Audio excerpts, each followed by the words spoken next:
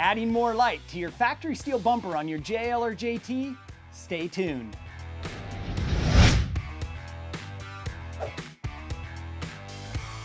Would you like to add more light to the front of your factory steel bumper on your JL or JT?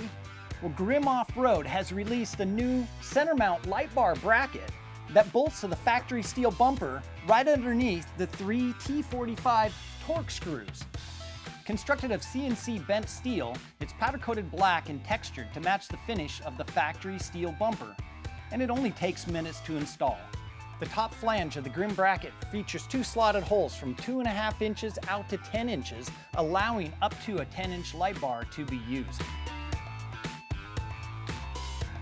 For this particular install, we're going to be mounting an S8 10-inch light bar from Baja Designs.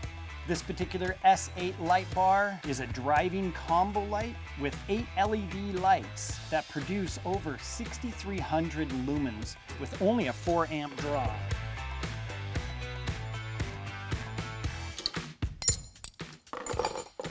Well, all we have left to do now is to wire the light bar in. And being that this is a Rubicon model and it has the optional auxiliary switches in the dash, that's really easy to do. All we have to do is run the wires up to the auxiliary pigtail that's next to the battery under the hood, and then program the switches. And we'll show you how to do that in the next video. So until then, drop right down to the description box below to where you can find a link for the new Grimm Offroad center mount light bar bracket kit. You'll also find a link for the Baja Designs S8 10-inch light bar.